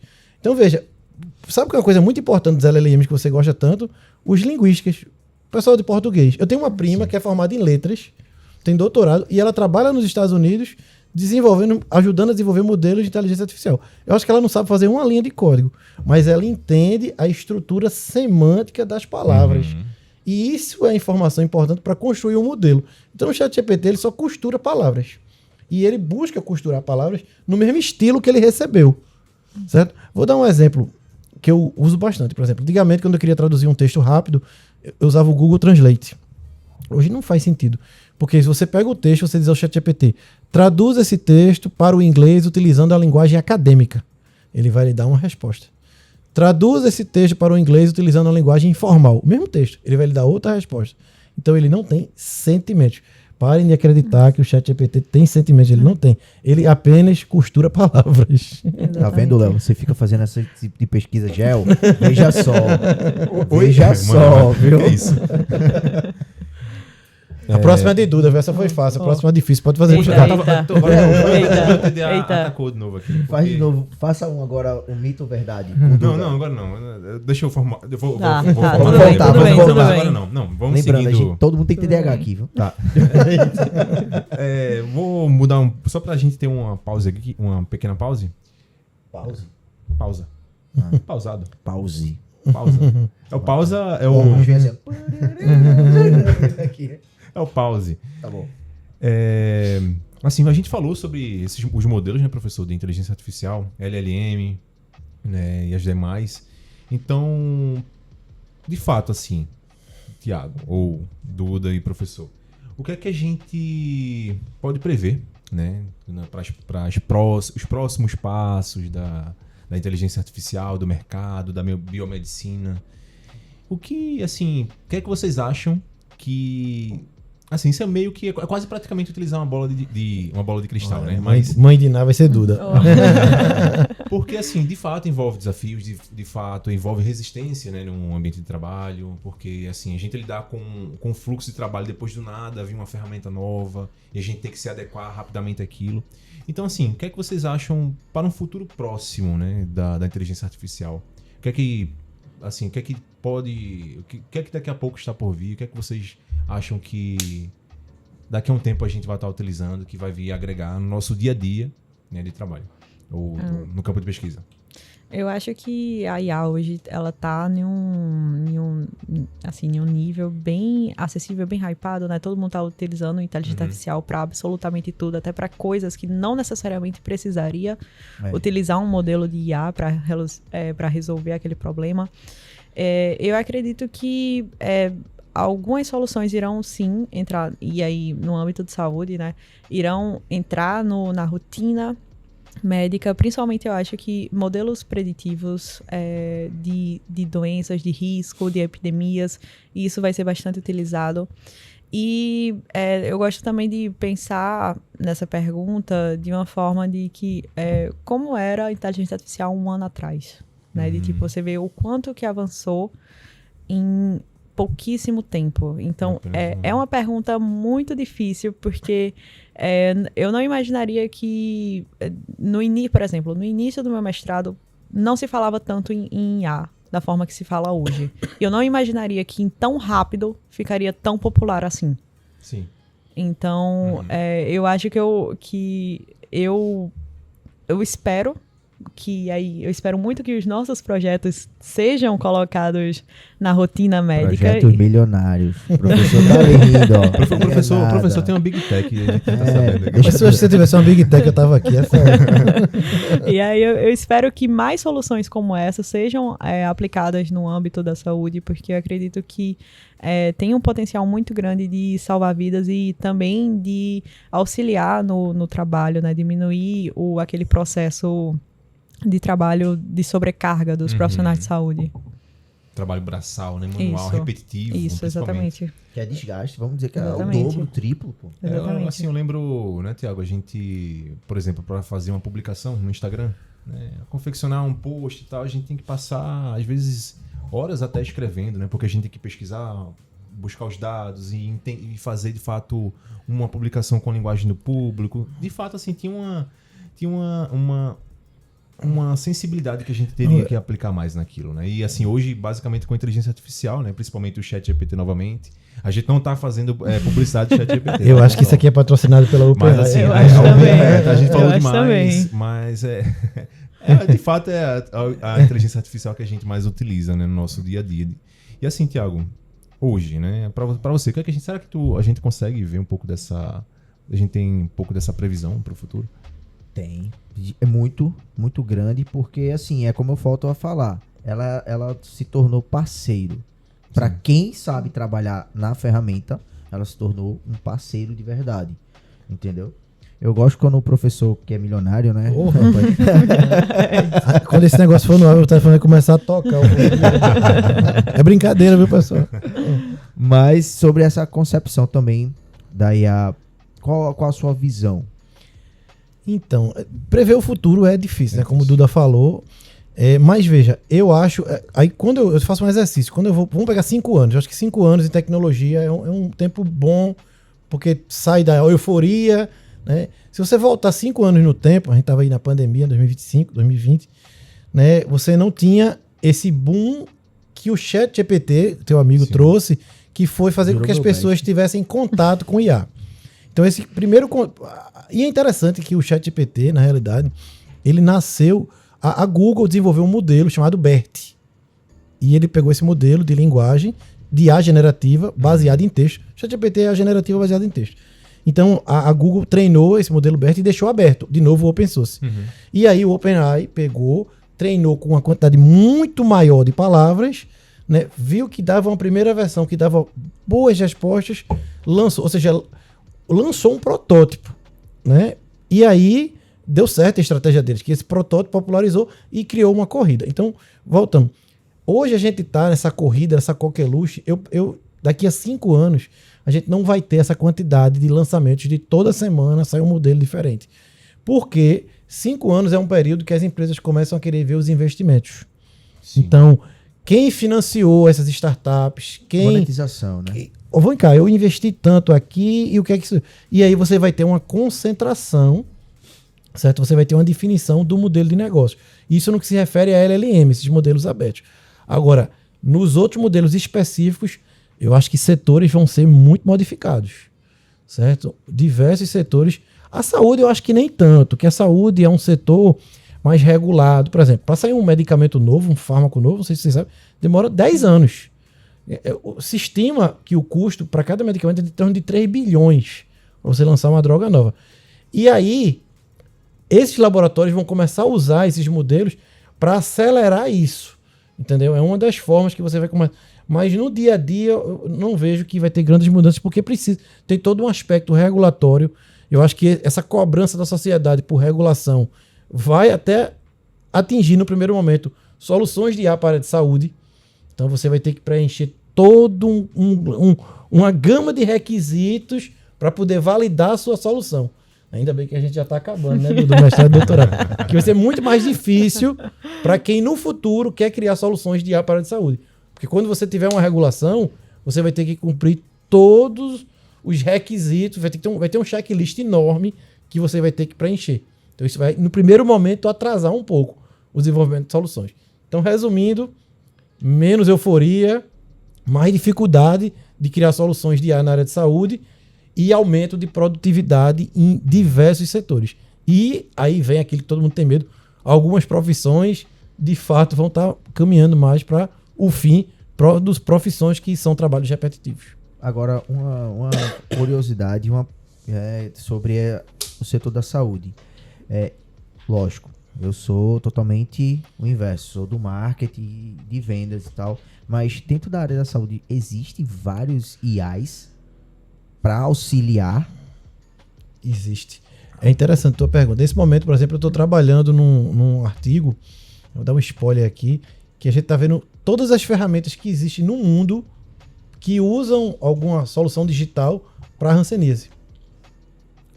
Então, publicamos recentemente foi em junho agora, uma revisão sistemática, até fazer propaganda, viu? Quem quiser Quem é da área de saúde que está Olha aí, vendo olha a oportunidade. e quiser usar IA para hanseníase, e quem é da área de tecnologia e quiser criar soluções para hanseníase, essa revisão eu pesquisei 665 artigos Caraca. que usam inteligência artificial para hanseníase. E aí a gente fez um resumo lá, o que cada um faz, e por que é importante esse tipo de pesquisa? Porque ele mostra os gaps, o que está em aberto. Então, quem tiver em dúvida aí, abre aí o Scholar Google, que é o Google só de artigos científicos. Não sei se você sabia, existe um Google só de artigos científicos. Então, pesquisa lá e bota lá Leprosy, que é hanseníase, Artificial Intelligence, que vai ter lá, provavelmente, o nosso artigo. E aí é um guia para quem quiser trabalhar nessa área. Sinceramente, eu não conhecia. Eu sei que existe IAs, mas não com essa profundidade, né? Tanto na sua área ali, do bebezinho, quanto do professor também. E depois que a gente começa a pesquisar sobre, tem muitas formas de você desenvolver um modelo. Até, por exemplo, hoje a gente lida com dados tabulares, né? Que é uma tabela que a gente tá lá, que tá tudo escritinho e tudo bonitinho. Mas você pode lidar com áudios, por exemplo, com áudio de batimento cardíaco e desenvolver um modelo para ali identificar alguma doença cardiovascular. Também de imagem, né? Você pode tirar uma foto de uma mancha no seu corpo e a IA pode auxiliar no diagnóstico. Existem várias formas de desenvolver modelos na área da saúde. E aí, novamente, né? Todos esses modelos não são para substituir os profissionais, mas são para auxiliar. E aí uma coisa que a gente bate muito na tecla nos nossos projetos é que todos os modelos que a gente desenvolve são voltados para os profissionais de saúde, nunca para o paciente. Quem vai utilizar esses modelos são sempre o profissional de saúde. Isso é um ponto muito importante, ou seja, ninguém vai dizer, qual é esse negócio que eu quero ver. Não, é para o profissional de saúde, ele nem abre, a gente nem divulga, a gente não está colocando lá na loja da Apple Store, né? Não, é para o profissional de saúde. Isso. Mas é super interessante, Léo. Aí eu volto a falar sobre, assim, ter um setor só de inteligência artificial dentro dos hospitais e de todo o cenário da saúde. Por quê? Pelo fato de, tipo assim, existe, assim, vamos dizer assim, infinitas, né, oportunidades para a gente melhorar na saúde. Que hoje em todas as áreas, né, Tiago? Saúde, segurança, educação. Eu acho que assim, a inteligência artificial, dentre outros recursos, né, ferramenta, por exemplo, o computador, né? A gente tinha as máquinas da datilografia há um tempo atrás e hoje praticamente os computadores faz parte, né, de todos os escritórios, de praticamente todos os cenários, né, que a gente enxerga a segurança, que a gente pode enxergar a saúde. E o mais engraçado, assim, trazendo agora para um outro lado, como o professor falou, né? As marcas, elas se aproveitam da sigla IA, né? Do contexto IA e começam a lucrar com isso, né, Tiago? Por exemplo, eu mesmo comprei uma máquina de lavar que tinha lá IA, essa máquina, não sei o que. Eita, possui inteligência artificial. Aí veja só. Aspirador. Aí, a máquina, aspirador. Aspirador de pó. Com inteligência artificial. E assim, de fato, né, a indústria ganha. As pessoas também ganham, né? Pela questão da automação. De fato, assim, nem todo mundo ganha. A gente entende também pode vir a entender um pouco dessa forma. Mas existe algo útil, existe algo que venha a salvar vidas, né? Que é no contexto da saúde. Sobre pesquisa, professor. Então, tem um dado interessante, né? Já que vocês são da área de marketing, gostam muito de dinheiro, né? Por exemplo, nesse livro, aquele que eu falei do começo, ele diz que até 2026, o uso de IA pelas empresas dos Estados Unidos, e aí lá está muito mais maduro o IA na saúde. Isso que você falou, tem um setor de IA, isso já é default já. Todo grande centro médico tem pesquisa na área de IA. O default, o que é o default, professor? O padrão. Certo? Porque a gente acaba viciando. Tudo em inglês, né? Então, se estima, aí a Accenture Interactive é uma pesquisa. A Accenture tem uma empresa que tem aqui também no Porto Digital, tá nesse livro lá, que até 2026 vai ser economizado na economia americana 150 bilhões de dólares com o uso de IA na área de saúde. Caramba. Como é que eles tiram esse... Como é que economiza?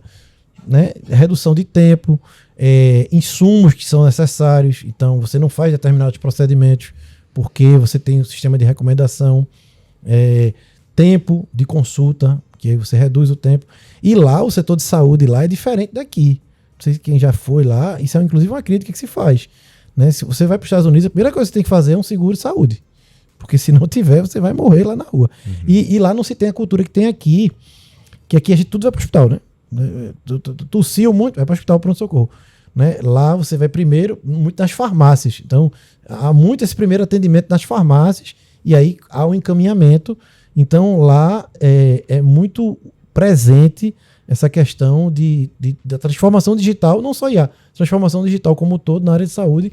E aí esse livro aí, não sei se de onde tirou o dado, tá lá no livro, mas me chamou a atenção que 160 bilhões é muita grana. Muita. E tem um empresário, vou lembrar o nome dele ainda para falar, que ele falou sobre o que você acabou de falar, professor, sobre, tipo, se lá fora você não tiver um plano de saúde, sim, você não é atendido. E aqui ele fala, viva o SUS. Isso. Aí eu já vem na minha cabeça, imagina setores dentro do SUS com essa velocidade que aí atrás. Sim. Mas aí vamos fazer justiça. Eles já acordaram para isso. Inclusive, esse investimento foi exatamente um repasse do Ministério da Saúde. Existe um setor lá, que é o DCIT, que trabalha com pesquisa de tecnologias, que ele faz o aporte para o CNPq e o CNPq lança os editais. Então, o nosso SUS, ele já está atento a isso e ele investe bastante nisso. Agora, cai daquela dificuldade orçamentária geral. Né? Mas já existem sim muitas iniciativas nesse edital. A Hanseníase foi um dos contemplados, mas tiveram outros. Né? Faço um abraço aí para a professora Mônica Feltz, que é pernambucana, que está lá nesse setor coordenando isso. Teve recentemente um edital do PPSUS, que foi exatamente isso, soluções para o SUS usando tecnologia. A professora Mônica Feltz esteve aqui na Secretaria de Ciência e Tecnologia lançando esse edital. Que massa. Vê aí lá a importância. Eu acho... E tem uma vez, Thiago, vi o seguinte, né? Um post na internet, eu não lembro de fato a autora, mas eu acredito que seja a Lúcia Santaella. Ela fala o seguinte, que não existe inteligência artificial sem nossa inteligência humana natural. Sim. E tem óculos ou não tem óculos? Tem óculos. Tem óculos. Tem óculos. Ele agora lacrou, viu? Ele botou o óculos. Então, faltou, esse aqui é o momento filosofia. Droga, tá troncho. Esse aqui é o momento filosofia, tá? Então, é um pouco, né, Thiago, que a gente pode entender como inteligência artificial. E vocês, assim, né, professor e Duda, vou mostrar aqui um pouquinho. Qual é o futuro não, mas assim, o legado de vocês, né? O que é que vocês pensam de fato ainda em evoluir, crescer e trazer mais nas pesquisas que vocês desenvolvem, né, no campo de atuação que vocês praticam. Professor, né, que lidar com estudantes, e a gente de fato, né, tem que... a gente dissemina muito conhecimento, a gente estuda muito. O que é que vocês ainda pensam em produzir e construir no universo... Eu acho que deixa a Duda começar, que ela já acabou o mestrado, ela tá na minha frente. Já sou mestre, não sou expert, sou mestre. Ela é mestre, gente, só uma brincadeira. Ela é expert, tá? Brincadeira. Eu acho que não existe legado maior, assim, pra gente que faz pesquisa, ver a sua pesquisa sendo aplicada, né? E eu acho que também um legado que sempre vai estar lá, tipo, eu vou morrer e aquilo vai estar lá, são os artigos que a gente publica. A pesquisa que a gente faz está publicada e que pode servir e irá servir como base para futuros estudos. Uhum. Então, eu acho que isso é um legado muito legal para todos os pesquisadores, né? Eu acho que todo pesquisador pensa dessa forma. E eu realmente não vejo realização e legado maior do que ver aquela solução que eu desenvolvi sendo aplicada. Uhum. Para mim, além dessa de Duda, concordo totalmente. Porque eu vivo uma vida dupla, né? Eu tenho a vida de pesquisador e a vida de professor. Então, por exemplo, algo que eu acho massa por exemplo, vou até fazer um destaque aqui, depois ele me paga aí um lanche. Tem um aluno lá que faz o curso técnico de eletrônica, né? Só que, e aí é interessante, veja como o professor, ele sempre incentiva, pro bem ou pro mal, né? E ele tanto vê eu falando de IA, postando nas redes e tal... E aí ele só tem interesse aí, o professor que tiver de IA para estudar e tal, beleza. Aí quando foi no final do ano passado, foi lançada a primeira Olimpíada Nacional de Inteligência Artificial, ONIA.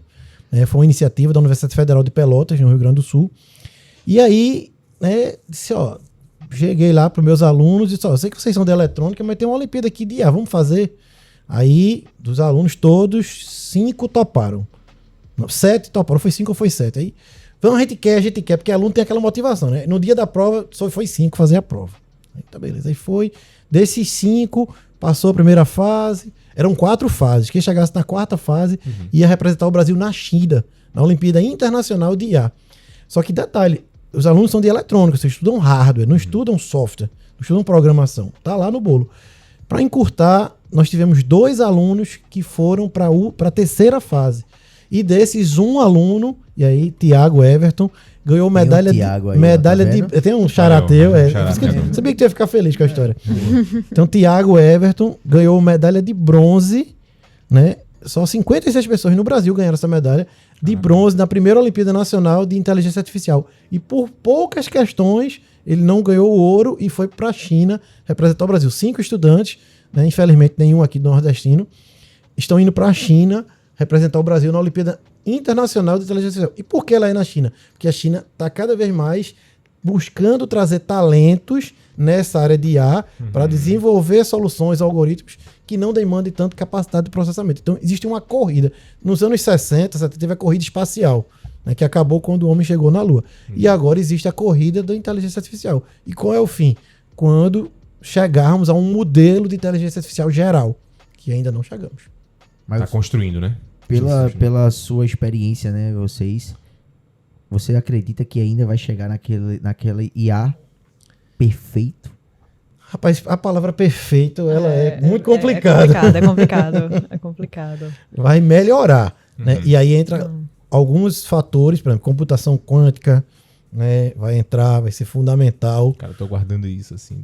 Todo dia eu tô olhando uma notícia sobre... Isso aí, não é questão do nerd, não. É, sei lá. É porque não tem ainda o computador quântico, né? Tá em alguma coisa em desenvolvimento, né? Eu vi alguma coisa, professor, acho que foi a IBM e tal. Já tem.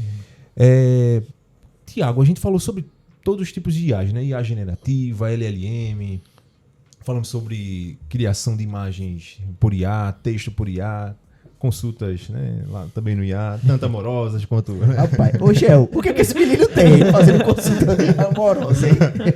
Olha, professor, assim, a gente fala um pouco sobre legado, né? Mas, assim, para quem tá começando hoje, né? Os estudantes, os futuros mestres, doutores, acadêmicos. De fato, assim, com todas essas IAs já criadas, ainda de fato há espaço para criação, há espaço para essas pesquisas, essas novas pesquisas. Então, para quem está começando agora, como é que vê isso, né? Porque todo mundo fica assustado e tal. Rapaz, aí eu vou dizer... O livro lá, ele diz que IA estava engateando. Não é IA que está engateando, são as aplicações.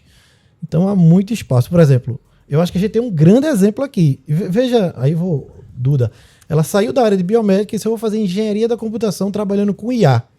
Então, e aí, Duda, dê um conselho para quem... Eu acho que a Duda ensina aí o que é para vocês fazerem. Eu acho que é assim, muito espaço ainda para fazer pesquisas, novas aplicações. E meu conselho seria, se alguém está querendo ir para essa área, é que arrisque. Arrisque, estude e se dedique, porque não é uma área fácil. Tem muitos desafios, né? Tanto da parte técnica como se você quer fazer mestrado, doutorado, vai ter desafios que a própria pesquisa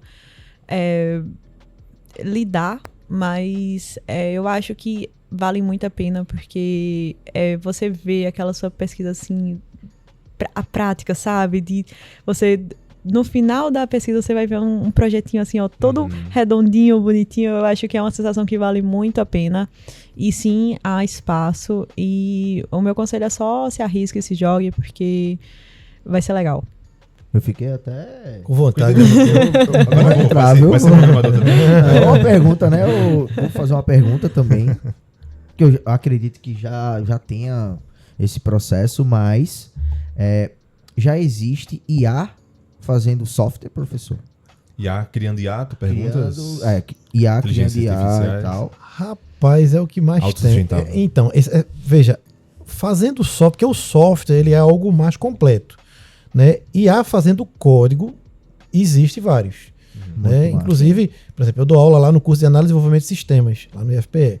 Né? Então, o pessoal que está começando a programar, eu digo, olha, você pode usar, existe o Copilot que faz código. Recentemente foi lançado pelo GitHub, né? O GitHub, para quem não é da área, é um repositório, digamos, para você guardar os seus códigos. Então, se eu faço um código, quero que você use esse código ou contribua com ele, eu jogo lá no GitHub, porque eu controlo quem fez o quê, quem foi controlando, né?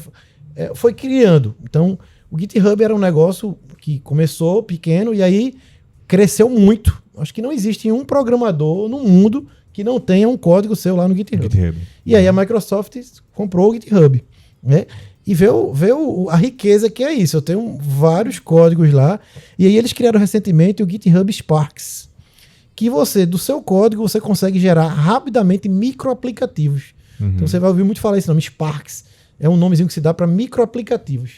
Então você já consegue gerar protótipos, né? Porque primeiro você tem a ideia, aí da ideia você faz um protótipo, testa, e aí você vai caminhando para virar um software mesmo ser usado. Então já existe muita IA, não só gerando código, como gerando microaplicativos.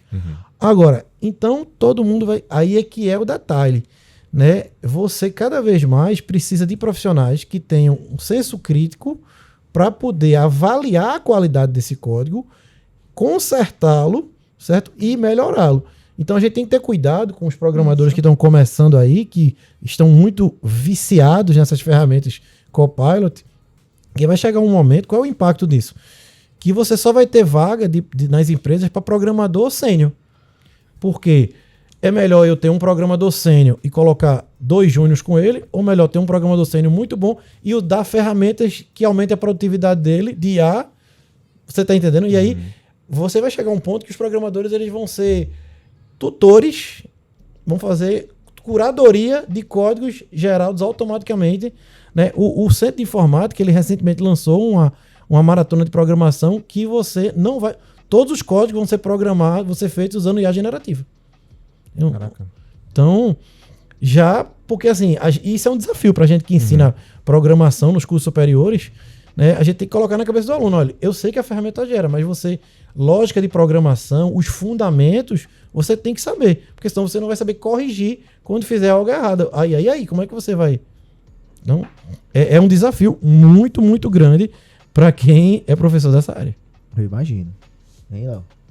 Professor, assim, de fato a gente falou sobre as dificuldades, né, encontradas no dia a dia de trabalho, como vocês lidam com essas dificuldades, como encontram as saídas ali, os meios. Mas assim, será que nessas dificuldades, quais as soluções que vocês enxergam a curto prazo? Né, a gente colocou aqui uma projeção, né? Como que a IA vai ser daqui a 1 ano, talvez 2 anos e tal. Enfim, mas assim, nesse curto prazo, né? Entendendo toda essa questão que a gente levantou sobre a questão nacional, né? Os incentivos, o estímulo da iniciativa privada, da iniciativa pública. Como que o senhor enxerga isso, essa questão? Veja, a gente tem pontos positivos também. Né? O Brasil está acordando, ele lançou recentemente uma iniciativa, né? Ele caminha, existe uma comissão que está caminhando para fazer a regulamentação da IA, e aí envolvendo alguns especialistas. Inclusive temos professores aqui do Centro de Informática da UFPE. Então, o Brasil acordou para o tema. Né? Agora precisa correr. Precisa agora que as pessoas acordem também. Então, os jovens que querem migrar para essa área, né, é interessante que a gente recebe às vezes um jovem que ele chega e faz, com 1 mês eu consigo aprender a programar e arrumar um emprego em home office ganhando R$10.000. Eu disse, veja. Quando você descobrir, você fala. O mundo fora das redes sociais ele é um pouco diferente. Não é tão performático assim. Então, precisamos que os jovens venham para a área de STEAM, que a gente chama, né? Que é ciência, tecnologia, engenharia, matemática. Sigam um exemplo de Duda. Precisamos de mulheres nessa área. Isso, esse é o ponto que eu ia falar. Exatamente. Precisamos de mulheres nessa área, porque... E aí eu vou trazer realmente uma experiência muito pessoal, porque eu tive um choque muito grande quando eu migrei de área. Né? Quando eu estava na faculdade de biomedicina, lá eu achava tudo muito 50-50, tanto que era uma questão que eu nem me atentava. eu nem conseguia ver essa disparidade de gênero, porque não existe muito isso na área da saúde, pelo menos no curso de biomedicina na UFPE, né? Eu tô falando disso. E eu sempre via mulheres em posição de poder, sempre via professoras sendo líderes de laboratório, fazendo pesquisa. Isso era algo muito comum. Quando eu vou para a área de engenharia da computação, eu tenho um choque imenso. Porque muitas vezes em disciplinas de 30 alunos, de mulher só tinha eu e a professora, sabe? Tipo, é bizarro. E aí realmente precisa ter esse incentivo de mulheres e garotas nessas áreas de STEM, né? Que é ciência, matemática, tecnologia e engenharia. Isso. Né? E é difícil assim, mas eu acredito que com incentivos futuramente essa disparidade irá diminuir. E veja, isso é necessário por uma questão da seguinte forma, quando você só faz inovação com diversidade, com pensamentos diferentes. Se você pegar uma equipe de programadores, ou uma equipe de marketing, uma equipe de áudio, e colocar todo mundo igual, que conhece as mesmas ferramentas, que fazem tudo do mesmo jeito, não vai sair nada de novo dali. Então, a diversidade, ela gera inovação. E a gente precisa ser muito criativo. Já que a gente não tem tanto dinheiro, a gente precisa ter criatividade. E a criatividade só vai se fazer com diversidade. Isso, exatamente. A diversidade de áreas, né? Gêneros e tal. Muito massa. Até escalando um pouco mais, né, para a questão de gênero e de raça também, né? É importante incentivos para que outras pessoas tenham a mesma oportunidade de estar ali atuando nessas áreas e aprendendo, estudando, né? É importante. O próximo assunto, né, que a gente vai falar no próximo episódio do Deep Brain será sobre liderança feminina, não é isso? Verdade. Um tema muito, muito massa, super curti, foi Léo que fez. Eu acredito que não foi fizemos, Léo. Né? Eu acredito que não foi Léo, tá? Foi o ChatGPT. Foi o ChatGPT. O professor fica rindo, o professor milionário. O professor tá ganhando com isso. O professor tem participação. A patente dele. Acho que eu ia uma coisa aqui lá. Essa hora, rapaz. Tem uma coisa lá. E esse, de fato, é o Deep Braincast, né? A gente apresentou, debateu hoje bastante sobre inteligência artificial, falamos sobre vários temas técnicos. E a ideia do nosso projeto é esse, né, Tiago? A gente, de fato, traduzir em linguagem simples, trazer assuntos complexos que dependem, que muitas vezes, na verdade, a gente não entende, que a massa, de fato, quer ouvir, e aí muitas vezes a gente não entende. Então, Tiago, o que é que você pode dizer, assim, do que você aprendeu hoje, do que nós aprendemos? Foi esclarecedor, né? Eu vi o professor Wilson, a Eduarda, falando sobre a inteligência artificial, de fato, aplicada à vida, né? Salvando vidas em si. E não simplesmente utilizando uma ferramenta de IA generativa, né? Escrevendo texto e tendo uma resposta. A gente não vai citar novamente o nome, porque falamos bastante sobre essa inteligência artificial. Mas também deixamos claro que não só existe ela. Existem tantas outras, né, que salvam vidas. E que não simplesmente se limitam, né, à criação de imagens, a meme, a textos. Né, Tiago? Verdade. Não, assim, nessa questão da área da saúde, fiquei realmente feliz. Que é algo que eu converso com minha mãe bastante sobre essa parte da área da saúde, né? E, espero que cada vez mais avance. Com certeza. Sabe? Continue salvando vidas. Com certeza. Um serzinho, Declaração de amor. Aí eu vou deixar. Ô, Gel, veja bem. Não, depois eu converso. Deixa pra lá. Ei, eu já quebrei o negócio ali, vou apanhar em casa. Tá dificultando pra mim. Vou fazer o seguinte, eu vou colocar no ChatGPT pra arrumar uma resposta pra mim nesse vídeo. Eu já ia perguntar. Qual a resposta que eu dei? Que eu posso dar? Gastar água do planeta pra fazer isso. Exatamente. Professor, né, e Eduarda, qual a mensagem final, né, que vocês querem deixar para o público, para quem está acompanhando em casa, para quem está ouvindo tanto pelo Spotify ou tanto pela a plataforma do YouTube? Bom, minha mensagem é que menos paixão e amor com os assuntos relacionados a IA, né? Onde a gente vai falar, tem os haters e os fãs, é uma ferramenta, certo? Sim. A tecnologia está aí, a gente precisa estudá-la, certo? Aprimorá-la e aplicá-la, certo? Isso é uma para geral. E para os jovens que querem entrar nessa área, venha-se embora, agora venha sabendo que você vai ter que ralar e que o sucesso vem com muito trabalho. Isso Isso. Eu acho que o meu recado final é que não tenham medo da inteligência artificial, ela está aí para ajudar, para auxiliar, e também eu gostaria que as pessoas soubessem utilizar a inteligência artificial da melhor maneira, né? Que seja uma ferramenta de auxílio e não de substituir pessoas na sua vida, no seu ciclo social. E que mais mulheres entrem para a área de STEM, né, de computação, venham mulherada, ocupem lugares, ocupem espaços, porque isso é muito importante e faz muita diferença. Tiagão, show. Palavra do dia, do encerramento, né, como sempre. Bom, a minha palavra hoje é de conhecimento. Com certeza. Muito, muito bom bate-papo com vocês. Principalmente falando sobre vários temas de IA, mas voltado para a saúde. Isso me encantou bastante e fiquei muito feliz, claro. Com certeza. Então, a minha Ficamos, palavra Ficamos. Mas você tá apaixonado, meu. Não, você que escreve o texto. Não, você tá usando. Como falado no início, o Thiago tá utilizando lá a minha IA. Tá gerando algumas imagens. Eu olhei ali, opa, essa daqui é quase uma declaração de amor. Eu vou pegar as imagens. Aí o cara pega lá, não, deixa. Isso é off, gente, isso é off, porque Léo. Mas enfim, voltando. Manda. Minha palavra hoje foi conhecimento. Com certeza. E a sua, Léo? Além do conhecimento, né, Thiago? Assim, o que mais nos encanta, na verdade, com o projeto do Deep Brain é de fato a disseminação de conhecimento, né? A gente tenta de fato novamente traduzir, né, tudo que é assunto complexo em linguagem simples, embora às vezes não seja tão simples, mas a gente agradece muito a participação de vocês, professor Eduarda, e esse foi o Deep Braincast, edição número 3.